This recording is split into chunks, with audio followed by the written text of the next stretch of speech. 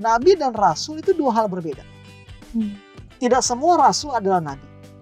Dan tidak semua nabi juga adalah rasul. Bahwa nubuatan itu diberikan Tuhan untuk menyelaraskan kehendak kita dengan kehendak Tuhan. Tapi nubuatan itu tidak bisa memaksa kita untuk merubah kehidupan kita. Mereka sudah tahu siapa Agabus.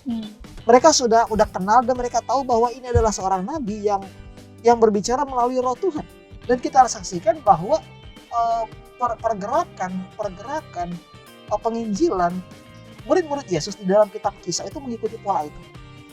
Lihat kan bahwa memang kitab Lukas itu, kitab Kisah Para Rasul itu bukan kitab yang bersifat pure sejarah, tapi merupakan pola yang disusun menurut pandangan teologi dari Lukas.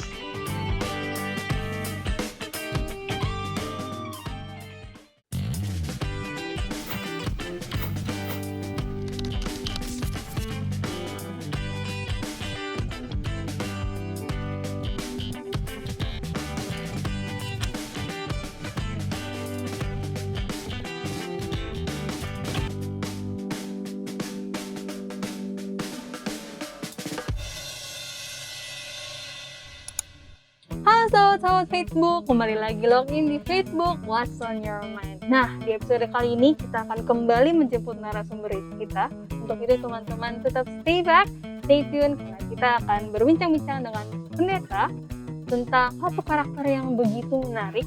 Dimana pasti kalau teman-teman tahu ceritanya bakal kayak, wah ternyata dia begini, ternyata dia begini. Oke, jangan kemana-mana, tetap stay tune di Facebook.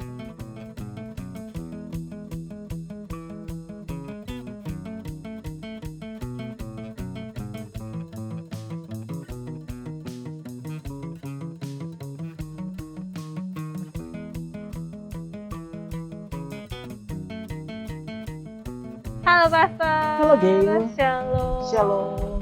Oke, puji Tuhan sudah bertemu ya pendeta. Dengan selamat. Puji Tuhan. Oke, nanti kita akan lanjut lagi ya pendeta, Yes. berbincang-bincang lagi. Oke.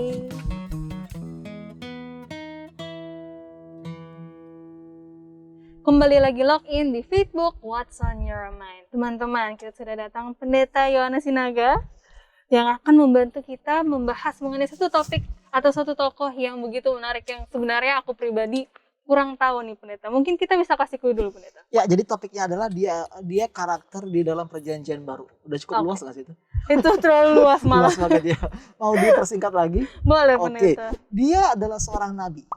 Oke, nabi di gereja mula-mula Ya, ya. nabi gereja mula. Dan memang kalau nabi itu kayaknya di perjanjian baru itu kayak masih asing banget ya. Mungkin kalau rasul kita tahu siapa ya. Iya. Rasul kita tahu siapa, terus apa lagi? Juru selamat, obviously kan. Tapi kalau nabi di perjanjian baru itu kayak sesuatu yang out of the blue banget nggak sih? Yang benar-benar kita jarang pertimbangkan. Iya. Itu yang ketiga kayaknya. Oke. Yang kedua. Terus Yang pertama namanya itu berarti kasih atau serangga. Oke. Itu maknanya ya, antara kasih atau serangga. Jadi namanya itu punya dual meaning, antara bisa diartikan sebagai kasih, bisa juga diartikan sebagai serangga. serangga. Oke, menarik. Aha. Dan terakhir pendeta, Terakhir, karena dia adalah seorang nabi, kan biasa apa fungsinya nabi?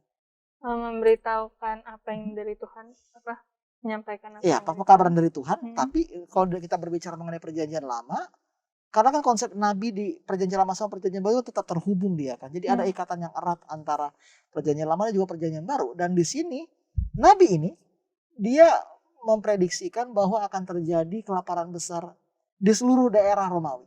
Oke. Hari ini bersifat masif, terstruktur dan juga bagi pengilu. Terstruktur dan masif lah, pokoknya itu intinya di mana-mana. Oke. Jadi itu 3 karakteristiknya, clue-nya. Oke. Semoga teman-teman bisa langsung buka ya. Kira-kira nabi siapa ya di perjanjian baru, mungkin bukunya di mana? Ya, yang penting bukan Nabi Yesus, pasti bukan. Iya, Pasti betul. bukan. Karena kita akan membahas satu topik yang aku bahkan nggak tahu ada di Alkitab.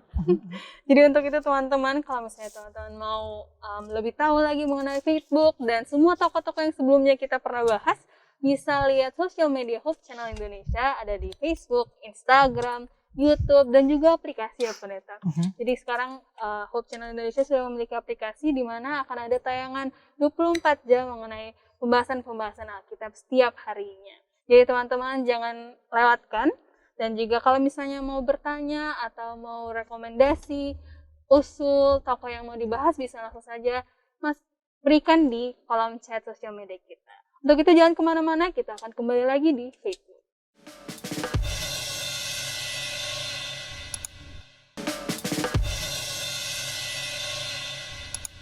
Kembali lagi di Facebook, What's on your mind? Nah, pendeta, kita langsung aja review ya namanya. Biarpun udah ada di title ya. Pasti udah ada ya. Betul. Siapa pendeta? Jadi namanya adalah Agabus. Oke, Agabus. Memang ini nama yang paling asing banget ya. Asing soalnya banget. jarang kan kita sebutkan, pasti lu nggak pernah dengar khotbah tentang Agabus. Enggak. Jarang Enggak banget pernah. ya. Dan Betul. memang ini merupakan salah satu tokoh dari begitu banyak kisah yang ada di kisah para rasul. Oke. Begitu banyak orang. Dan Betul. kenapa kadang-kadang kita miss ini, bahwa kenapa kita suka miss Agabus ya, karena kita melihat dia sebagai tokoh yang hanya sekadar ada aja. Tanpa mempertimbangkan bagaimana Agabus itu mempunyai peranan penting di dalam struktur dan juga narasi kitab kisah para rasul. Wow. Begitu. Oke. Jadi kemunculan dia itu bukan sekedar hanya untuk tokoh pendukung atau juga untuk menyatakan dukungannya kepada peranan Paulus, enggak. Tapi menurut gue pribadi ada peranan penting yang harus dimiliki, yang harus dijalankan oleh Agabus sebagai seorang nabi. Dan memang nabi itu kan jarang kan kita lihat kan di Perjanjian Baru. Kan? Iya. Nah, perlu Pak Pendeta garis bawahi bahwa nabi dan rasul itu dua hal berbeda. Tidak semua rasul adalah nabi. Dan tidak semua nabi juga adalah rasul. Kalau kita berbicara mengenai rasul atau apostolos, yang berasal dari kata apostelo atau dikirim, ini adalah orang-orang yang pergi secara aktif untuk menginjil keluar, mengabarkan mengenai Yesus. Tapi rasul panggilan dia utama itu bukan untuk menginjil. Kalau dari apa yang kamu ketahui, apa sih tugas utama seorang rasul? Yang ketemu mengabarkan Injil. Sorry, bukan rasul, seorang nabi. Apa tugas utama seorang nabi? Salah satunya memberitahu apa yang Tuhan sampaikan. Oke, yang pertama untuk menyatakan kehendak Tuhan. Oke, tapi yang kedua juga adalah untuk mengabarkan rencana Tuhan kepada umat-umatnya. Jadi nabi itu adalah orang-orang yang menyelaraskan kehidupan dari umat Tuhan ke dalam kehendak Tuhan. Dialah yang kasih wejangan, dia yang mendorong, dia yang memberikan masukan, dia yang menjadi kompas dari komunitas sekitar. Dan bagaimana Agabus masuk ke dalam definisi ini? Well, semuanya itu dimulai di dalam kitab Kisah Para Rasul 11 ayat 28 sampai 30. Oke. Mau dibaca nih? Baik. Ayat 28. Seorang dari mereka yang bernama Agabus bangkit dan oleh kuasa roh ia mengatakan bahwa seluruh dunia akan ditimpa bahaya kelaparan yang besar. Oke, perhatikan ayat itu bahwa Agabus bangkit. Dan kata bangkit ini satu kata yang menandakan munculnya seorang nabi. Oke. Contohnya seperti seperti Yeremia, Yeskiel, dan juga di kisah di cerita Ezra itu seorang muda bangkit dan mengabarkan perkataan Tuhan. Jadi fenomena ini menunjukkan adanya keselarasan antara Perjanjian Lama dan Perjanjian Baru, dan bahwa peran seorang nabi itu tetap berkelanjutan bahkan di gereja mula-mula. Oke. Ya, bahkan di dalam tulisan Paulus berkata loh bahwa setiap gereja itu setiap orang memiliki karunia. Maksudnya kan karunia rohani ada apa aja menurut lo? Ada banyak. Karunia rohani mengajar, kemudian memimpin, dan bernubuat. Oke, jadi ketiga hal ini mempunyai peranan dan penekanan masing-masing. Dan itulah mengapa Agabus muncul. Dia datang untuk memberikan amaran bahwa akan terjadi bencana kelaparan. Oke. Dan oleh karena itu, they need to do something. Perhatikan bahwa Agabus nggak kasih tahu apa yang harus mereka lakukan. Iya kan? Dia hanya bilang bahwa akan ada bencana kelaparan yang besar. Dan untuk merespons terhadap nubuatan Agabus, murid-murid memutuskan untuk mengumpulkan suatu sumbangan dan mengirimkannya kepada saudara-saudara yang diam di Yudea. Jadi apakah seorang nabi itu mempunyai kekuasaan untuk memaksa kehendaknya? Enggak. Apakah seorang nabi itu bisa menginterpretasikan pekabaran yang ia terima? Bisa enggak? Tapi apakah itu dilakukan Agabus? Tidak. Enggak, dia hanya menyampaikan. Dia enggak bilang akan ada bencana kelaparan maka semuanya itu harus ngumpulin uang. Dia enggak ada bilang kayak gitu. Dia hanya bilang bencana yang besar akan terjadi. Titik. Jadi nggak ada komentari tambahan, nggak ada kata-kata paksaan, Hmm. Yang ada hanyalah kata-kata nubuatan.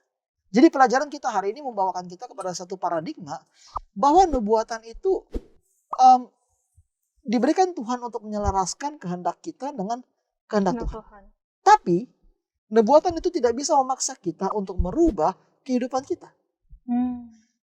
Jadi dalam menyikapi nubuatan dan juga kehadiran seorang nabi, mendengar mereka penting. Hmm. Tapi pertanyaan terbesar itu bukanlah mendengar ataupun membaca tulisan mereka. Enggak. Pertanyaan terbesar dalam menyikapi kehidupan seorang nabi dan juga perkataan nabi adalah how shall we respond to this? Hmm.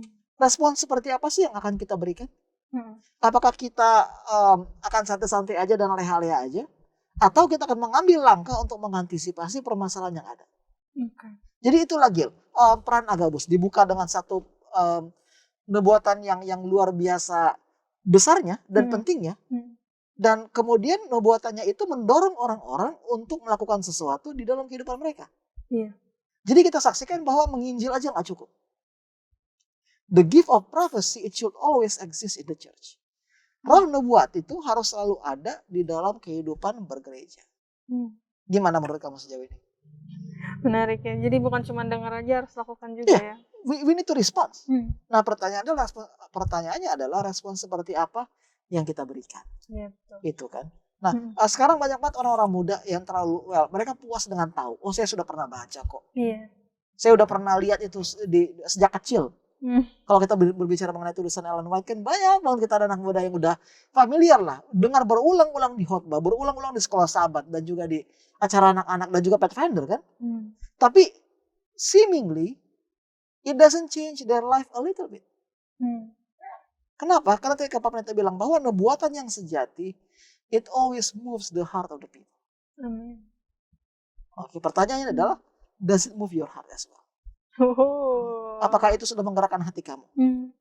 Atau hati saya? Karena kalau nubuatan itu hanya sekadar dipertimbangkan, hanya sekadar dikenang, then it lost its power. Tapi kalau nubuatan itu dihidupkan dan dinyatakan kepada semua orang dan kita ambil langkah untuk mengantisipasi itu, then it will bear something else. Jadi memang kelaparan yang akan terjadi itu masih akan butuh waktu sekitar 1-2 tahun. Tapi orang-orang Kristen di seluruh kerajaan Romawi sudah bersiap-siap untuk menghadapi kelaparan itu. Begitu sejauh ini. Wah, keren banget ya Pendeta. Satu poin yang penting ya, bukan cuma mendengar aja. Iya. Betul-betul harus melakukan. Karena memang yang aku dengar juga, kalau misalnya orang-orang udah tahu akan kebenaran, biasanya saat mereka mengetahui sesuatu yang sebenarnya menarik, pasti mereka akan berkeluar-keluar untuk membagikan hal itu. Ya, if something changes us, kalau satu hal itu sudah merubah kita, we will let everyone know. Iya, betul. Iya kan, kayak contohnya kalau lu kalau datang ke restoran enak, yang baru buka, apa lu bakal diem aja? Enggak kan? Kasih tahu semua orang. Pasti minimal kasih tahu orang tua deh. Lu pernah coba restoran di sini enggak? Sekali tadi kan kita kan yang Pak Pendeta bilang yang durian itu kan, gue langsung share ke kalian. Kenapa? Karena enak. Gue belum coba sih sebenarnya. Tapi ya karena gue semangat banget untuk sesuatu yang gue tahu itu. So I think that's the problem with us. Kita punya nubuatan, but then we do not do anything about it. Kita nggak ada ambil langkah-langkah yang krusial mengenai itu. Begitu Gil sejauh ini. Wah, thank you Pendeta. Itu ada insight baru lagi ya. Setiap mempelajari satu karakter. Jadi intinya Agabus start his ministry with a bang sebenarnya. Iya kan? Ya, betul, dengan kekuatan betul. yang luar biasa banget. Dia kasih tahu bahwa akan ada kelaparan dan semua orang merespons nubuatannya tanpa ragu-ragu. Karena mereka tahu bahwa Agabus itu digerakkan oleh Roh Tuhan. Dan memang di sini dikatakan kan seorang dari mereka yang bernama Agabus bangkit dan oleh kuasa Roh ia mengatakan. Betul. Jadi kuasa Roh lah yang menuntun Agabus dan menunjuknya menjadi seorang nabi. Dan insiden dan juga kejadian-kejadian seperti ini selalu terjadi di dalam kehidupan di dalam kitab Kisah Para Rasul. Nah kalau Gil ingat, kalau coba cek bahasa Inggrisnya, kalau bahasa Indonesia itu nama kitabnya apa? Kisah Para Rasul. Iya, tapi kalau bahasa Inggris apa? Acts of the Apostles. Yakin? Itu. Coba lihat kitabnya. Oke. Dalam bahasa Inggris apa namanya? Sebentar. X. Acts. Ada nggak dibilang Acts of the Apostles? Enggak. Nggak ada. Ada nggak dibilang Acts of Jesus? Enggak. Yang ada hanyalah Acts. Nah, Hmm. pertanyaan adalah whose Acts? Hmm. Berarti bukan kisah para rasul, tapi hanya tindakan. Hmm. Nah, pertanyaan tindakan siapa? Kenapa nggak dibilang tindakan para rasul? Hmm. Kenapa judulnya itu hanya berhenti di X. Acts aja? Tindakan. Hmm. Bisa nggak tebak siapa primary protagonis dalam kitab para rasul? Paulus. Kalau gitu kenapa namanya bukan Acts of Paulus? Paul. Acts of Paul. Hmm. Kan enggak kan? Betul. Yang ada hanyalah Acts. Kenapa demikian? Karena ini mengidentifikasikan Roh Kudus sebagai pemain utamanya. Wow. So it's not about the acts of Paul or the acts of Stephen or the acts of Agabus, Hmm. but the acts of the Holy Spirit. Amen. Oke. Hmm. Karena dikatakan karena janji Roh Kudus itu juga diberikan dalam kitab Lukas. Dan kita saksikan bahwa Lukas dan Kisah itu mempunyai penulis sama, yaitu adalah siapa penulisnya? Lukas sama Kisah. Lukas. Wow. Jadi Lukas, bahwa itu yang mau ditekankan Lukas, bahwa kitab para rasul itu bukan sekedar mengenai tokoh utama, siapa tokoh utama, tapi bagaimana Roh Kudus menggunakan setiap individu berbeda dalam pelayanan yang unik juga, termasuk Agabus. Dia bukanlah rasul, tapi dia adalah seorang nabi. Dan dalam kenabiannya, Agabus melihat satu visi yang luas. Wah.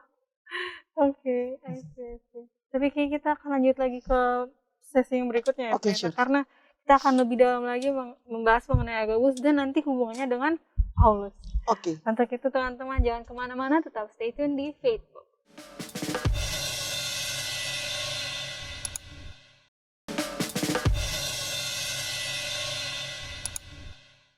Kembali lagi login di Facebook What's on Your Mind. Kembali dengan karakter Agabus ya Pendeta. Kita akan bahas lagi dengan relasinya dengan Paulus. Ya. Oke. Jadi kisah Agabus itu muncul di dalam Kisah para Rasul 21 ayat 11, boleh baca? Oke. Kisah para Rasul 21 ayat 11. Kita sama-sama membaca. Ia datang pada kami lalu mengambil ikat pinggang Paulus. Sambil mengikat kaki dan tangannya sendiri, ia berkata, "Demikianlah kata Roh Kudus. Beginilah orang yang empunya ikat pinggang ini akan diikat oleh orang-orang Yahudi di Yerusalem dan diserahkan ke dalam tangan bangsa-bangsa lain." Oke, selanjutnya coba baca lagi. Ayat 12, mendengar itu kami bersama-sama dengan murid-murid di tempat itu meminta supaya Paulus jangan pergi ke Yerusalem. Ayat 13, tetapi Paulus menjawab, "Mengapa kamu menangis dan dengan jalan demikian mau menghancurkan hatiku?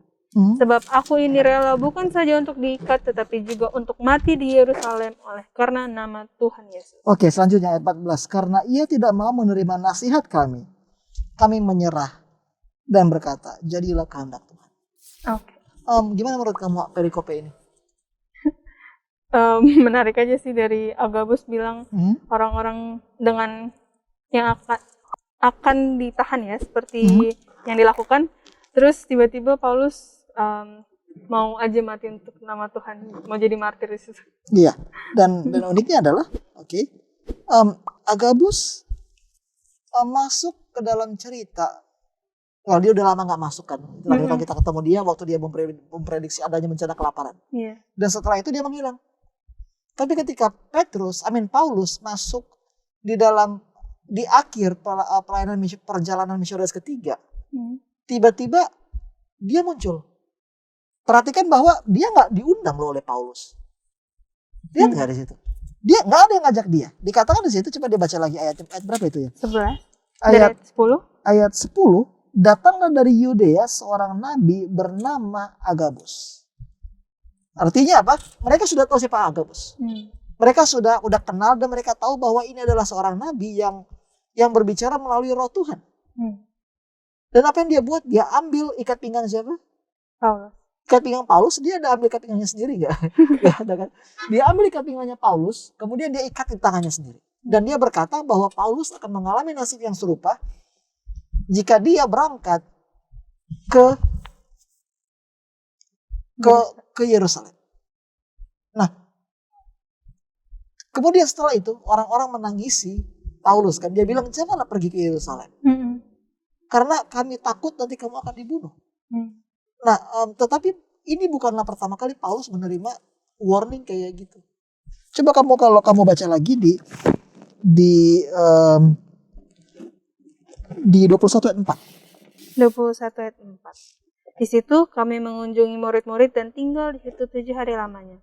Oleh bisikan roh, murid-murid itu menasihati Paulus supaya ia jangan pergi ke Yerusalem. Oke, ini kejadian berbeda dengan orang-orang berbeda.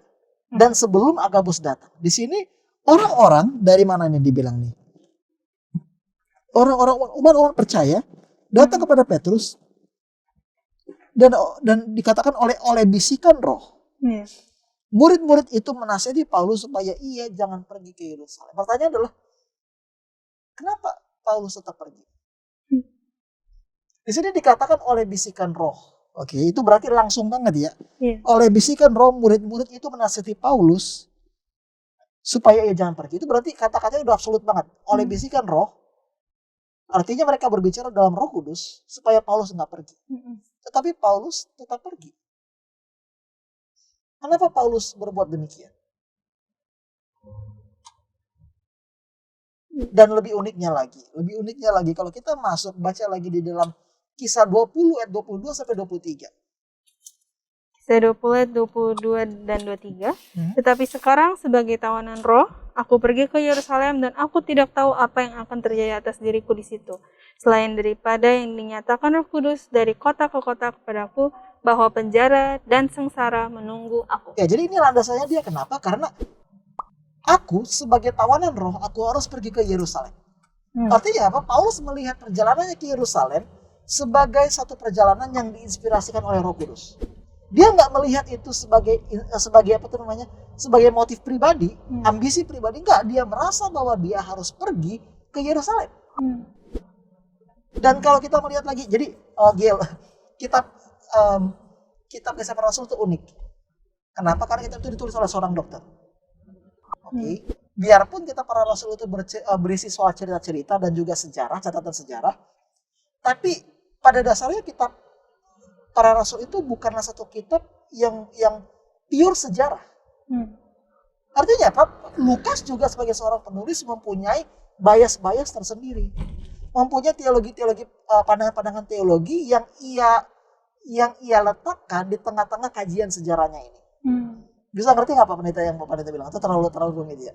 Mungkin bisa dijelaskan. Iya kan? Jadi contohnya kayak lo baca buku sejarah, oke kan? Itu biasanya rentetan kejadian kan? Iya. Tapi kalau kita melihat dari pola pandang Lukas sebagai penulis sejarah, kitab Lukas itu bukan sekadar rentetan kejadian, tetapi ia juga mau menggambarkan siapa Yesus melalui kehidupan dan pelayanan Paulus. Wow. Dan juga murid-muridnya. Oke. Jadi masih ingat kan tema di awal kan, dan aku akan membuat engkau, dan engkau akan bersaksi padaku di mana? Pertama, di mana? Masa lupa? Yerusalem? Yang awal. Ya, yang awal-awal itu. Dan jadikan semua bangsa muridku. Dan kemudian kata itu apa? Di Yerusalem, Yudea, Samaria, dan apa? Dan ujung-ujung bumi. Oke, itu kan ada frasenya. Dan kita harus saksikan bahwa pergerakan penginjilan murid-murid Yesus di dalam kitab Kisah itu mengikuti pola itu. Lihat kan bahwa memang kitab Lukas itu, kitab Kisah Para Rasul itu bukan kitab yang bersifat pure sejarah, tapi merupakan pola yang disusun menurut pandangan teologi dari Lukas. Oke, pertama murid-murid mengabari Injil di Yerusalem. Kemudian mereka masuk ke Yudea. Dari Yudea disiksa, akhirnya ke Samaria. Dari Samaria baru mereka bergerak ke ujung-ujung bumi, dan akhirnya dalam kitab Lukas pasal terakhir, Kisah Para Rasul pasal terakhir berakhir di kota Roma. Oke. Jadi mau Pak Pendeta sampaikan adalah kita harus melihat cerita ini dengan kacamata yang lebih luas lagi. Pertanyaannya, salah nggak bagi Paulus ketika ia berkeras untuk pergi ke Yerusalem? Enggak juga. Coba pikirin. Padahal murid-murid yang di sini dia bilang jangan pergi. Hmm. Agabus bilang jangan pergi. Hmm. Dan bahkan orang-orang yang ada di situ, oke, di ayat 12 mendengar itu, kami bersama-sama dengan murid-murid di tempat itu meminta supaya Paulus jangan pergi ke Yerusalem. Dan uniknya adalah ayat 14, karena ia tidak mau menerima nasihat kami menyerah dan berkata, jadilah kehendak Tuhan. Ini kayak omongan orang jengkel gak sih? Iya benar. Kayak, Iya. ayo udahlah, masa bodoh. Jadi mana sebenarnya menjadi dorongan Roh Kudus? Apakah pergi ke Yerusalem atau enggak? Karena di awal Paulus berkata bahwa ia adalah tahanan Roh Kudus. Tapi kemudian Roh Kudus berbicara melalui orang-orang. Di pasal 21 itu 2 kali ya, di ayat 4 dan juga di ayat berapa? Melalui Agabus, ayat 10. Jadi mana sih yang sebenarnya menjadi kehendak Tuhan dalam kehidupan Paulus? Yang mana sih? Bingung. Agak-agak ambigu ya sekarang. Iya. Dan kita saksikan bahwa memang ketika Paulus tiba di Yerusalem, dia ditangkap. Iya. Atas tuduhan mencemarkan bait Allah. So, memang sih pada akhirnya Paulus nggak mati di Roma pada waktu itu. Beberapa cendekiawan berkata bahwa ia dilepaskan. Tapi pertanyaan sentralnya adalah, apa yang menjadi suara kehendak Roh Kudus yang sebenarnya? Itu yang pertama. Yang kedua, kenapa Paulus nggak mendengarkan nasihat orang-orang lain? Kenapa? Apakah karena ia merasa dia lebih pintar? Apakah karena ia merasa ia lebih kuat? Lebih bijak? Oke. Nah, tapi Pak Pendeta mau tanya, kira-kira Paulus tahu nggak sih dia bakal disiksa? Tahu. Gimana? Yang tadi yang ayat 23, 22 dan 23 dari pasal 20. Coba baca lagi. Ayat 23. Selain daripada yang dinyatakan Roh Kudus dari kota ke kota kepadaku, bahwa penjara dan sengsara menunggu aku. Itu dia udah bilang kan. Nah, memang pola kehidupan Paulus ya seperti itu. Kemanapun dia melangkah itu pasti ada siksaan. Dan bahkan ketika Paulus disembuhkan oleh Nabi Ananias ya kalau nggak salah dulu ya, itu pertama ya. Tuhan berkata kepada Ananias, sembuhkanlah dia, and I will show him the things that he must suffer for many. Itu kata Tuhan ke Ananias, karena aku akan menunjukkan kepadanya hal-hal yang ia harus derita atas namaku. Jadi penderitaan, kesulitan, tantangan itu sudah menjadi pola pelayanan dari Paulus. Kembali ke pertanyaan awal tadi belum terjawab. Apakah ini kehendak Roh Kudus? Memang benar sih waktu ketika ia tiba di Yerusalem itu dia disiksa. Yang belum pernah terjadi. Hampir dibunuh. Tapi uniknya adalah Tuhan datang kepada Paulus dan berkata, aku menyertai engkau. Dan engkau akan menjadi saksiku di Roma. Jadi kata-kata itu kayak gimana ya? It can be multi-interpreted. Itu bisa diinterpretasi berbeda-beda. Pertama, memang sudah rencana Tuhan. Atau yang kedua, Tuhan menggunakan kejadian ini sebagai, gimana ya? Dia mengubah kejadian ini dari kesalahan Paulus menjadi alat untuk penginjilan. Berbeda kan? Kalau Giel lebih pilih yang mana? Interpretasi yang mana? Alat untuk penginjilan. Jadi ya, kayaknya kita harus jawab setelah yang selanjutnya. Oke, baik. Udah gitu teman-teman, kayaknya udah pusing ya. Kita bisa ambil minum sekarang atau lihat-lihat lagi ayat-ayat Alkitab lainnya supaya teman-teman bisa lebih mengerti lagi akan pembahasan yang akan kita bahas. Karena jangan kemana-mana, kita akan kembali lagi di Facebook.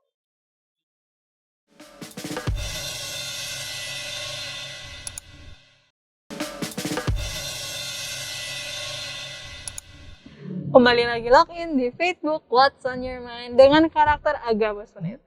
Baik, kita akan langsung lanjut saya Pendeta. Ya, jadi kalau kita lihat ya di dalam peranan Agabus itu, Agabus mempunyai satu, gimana ya, kemunculan Agabus itu merupakan kayak puncak dari amaran Roh Kudus kepada Paulus. Kita udah bicara tadi bagaimana Kisah Para Rasul dan Lukas itu adalah dua pekabaran yang memiliki struktur yang sama. Dan kita saksikan bahwa jika Lukas berpusat pada penderitaan dan pelayanan Yesus, Maka setengah dari kitab Kisah Para Rasul itu berbicara bagaimana Paulus juga menderita pengalaman dan penderitaan yang sama juga, kesulitan yang sama.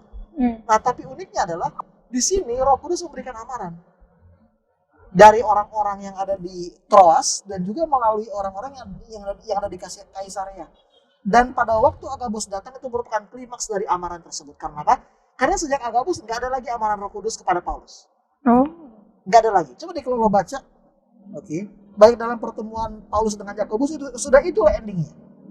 Itulah makanya dalam ayat 14 dikatakan, karena ia tidak mau menerima nasihat kami menyerah dan berkata jadilah kehendak Tuhan. Nah,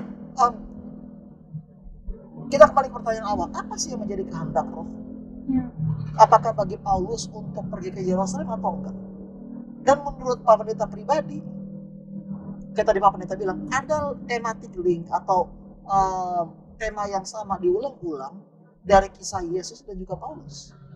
Dan perjalanan Paulus ke Yerusalem itu merupakan kayak kilas balik dari perjalanan Yesus ke Yerusalem. Di mana dalam Petrus itu Paulus selalu diamarkan mengenai bahaya yang dihadapi, dan Yesus juga dia menerima kayak amaran yang sama, bahwa ketika ia sampai di Yerusalem dia pasti dihina. Dia berkata kepada murid-muridnya bahwa ia akan dibunuh, dia akan disiksa, dipermalukan. Nah, jadi apa sih menjadi kehendak Roh? Kalau menurut Pak Pendeta pribadi ya, para cendekiawan juga mereka terpecah. Beberapa orang berkata bahwa Paulus keras kepala. Dan tibanya dia di Yerusalem itu sebenarnya bukan rencana Roh Kudus. Iya, itu yang pertama. Yang kedua adalah para ahli Alkitab yang berkata bahwa ini adalah rencana Roh Kudus. Dan kalau kita lihat bahwa Agabus nggak melarang. Coba deh lo baca, ada nggak dia melarang? Nggak ada, cuma kasih tahu. Karena dia cuma kasih tahu kalau kamu sampai ke Yerusalem, ini yang akan terjadi. Dan ramalan Agabus itu nggak sepenuhnya tepat. Kenapa? Karena kita saksikan nantinya bahwa dia nggak pernah diserahkan sama orang asing, justru orang asing yang menyelamatkan dia. Tapi yang terjadi kemudian adalah ini merupakan awal pelayanan Paulus, di mana dia akan terus menjadi penginjil sampai ia tiba di Roma. Nah, perbandingannya adalah Paulus nggak disebutkan oleh Lukas Paulus mati di Roma. Coba deh baca di endingnya, Lukas pasal terakhir. Lukas terakhir di ayat terakhir. Iya. Ayat 53. Mereka senantiasa berada di dalam bait Allah dan memuliakan. Ini Yohanes, salah buka. Kisah Para Rasul terakhir. Kisah Para Rasul terakhir. Ayat 30 dan 31 dengan judul perikop Paulus memberitakan kerajaan Allah di Roma.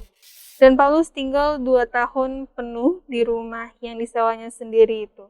Ia menerima semua orang yang datang kepadanya. Dengan terus terang dan tanpa rintangan apa-apa, ia memberitakan kerajaan Allah dan mengajar tentang Tuhan Yesus. Gak dibilang kan kalau dia mati. Iya, jadi itu ending dari Kisah Para Rasul itu lebih open-ended daripada ending di kitab Lukas. Hanya kayak tadi Pak Pendeta bilang, semuanya menunjukkan narasi bagaimana Tuhan menggunakan penderitaan Paulus untuk penginjilan di Roma. Suatu narasi yang digunakan juga oleh Lukas di Injil Lukas. Nah, kalau begitu apa perannya Agabus? Perannya Agabus adalah untuk memperingatkan Paulus tentang penderitaan yang ia harus tanggung untuk pengabaran Injil. Itu peran Agabus utama. Untuk mengingatkan kepada Paulus bahwa pelayanan tanpa penderitaan bukanlah pelayanan. Itu yang paling kuat. Kita nggak bisa expect bahwa dalam pelayanan kita akan bahagia terus, dikenal orang segala macam. Enggak, it's not about acceptance. It's not about popularity, it's about suffering. Itu yang dibilang oleh Agabus. Dan bagaimana dengan semua warning itu? Coba kita buka dulu apa yang dikatakan oleh Paulus. Sebentar ya. Di dalam 1 Tesalonika. Sebentar ya. 1 Tesalonika 5 kalau nggak salah itu. Sebentar lagi. Pendeta. 1 Tesalonika 5. Iya. 1 Tesalonika 5 ayat 19 sampai 21. Ayat 19 sampai 21, janganlah padamkan roh dan janganlah anggap rendah nubuat-nubuat. Ujilah segala sesuatu dan peganglah yang baik. Perhatikan, janganlah pandang rendah roh dan janganlah apa? Janganlah padamkan roh dan Padamkan roh dan janganlah janganlah pandang anggap rendah rendah nubuat-nubuat. nubuat-nubuat. Ujilah segala sesuatu. Jadi, tapi kalau lo coba pakai bahasa Inggris, dia hubungan itu lebih nyata lagi. Dibilang oleh Paulus, do not quench the spirit. Do not treat prophecies with contempt. But test them all. Hold on to what is good. Jadi semua nubuatan-nubuatan yang ia dengar, Paulus nggak pernah terima mentah-mentah atau face value.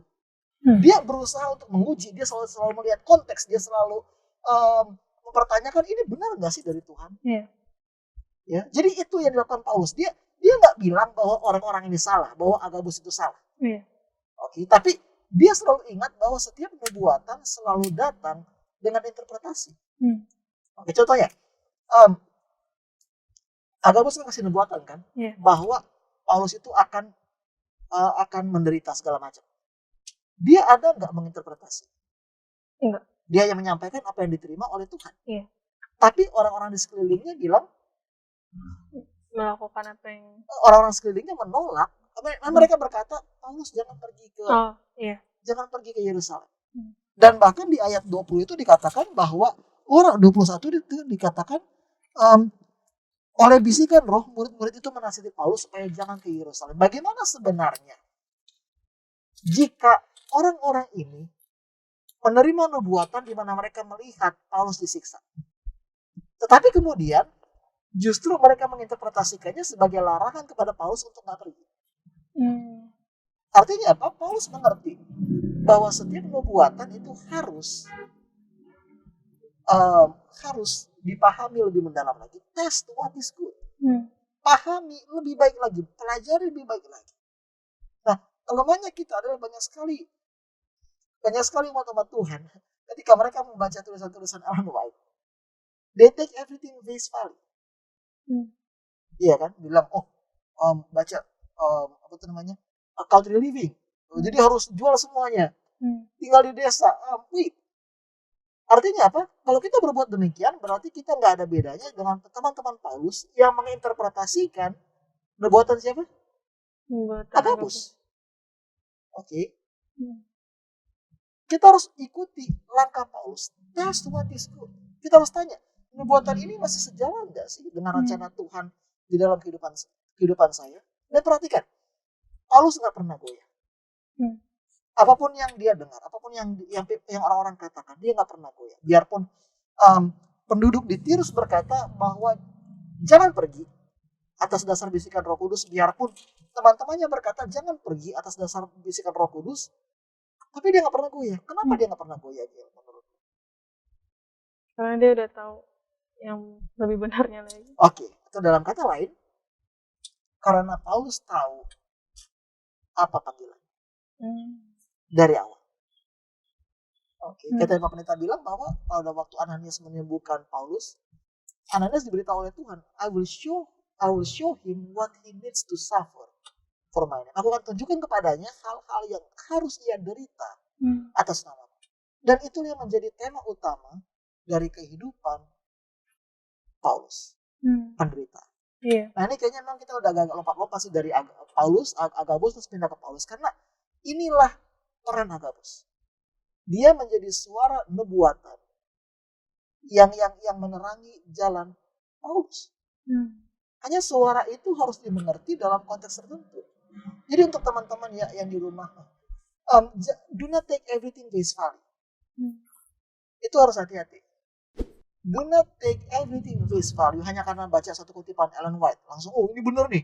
Langsung laksanakan. No, test everything. Oke. Uji semua.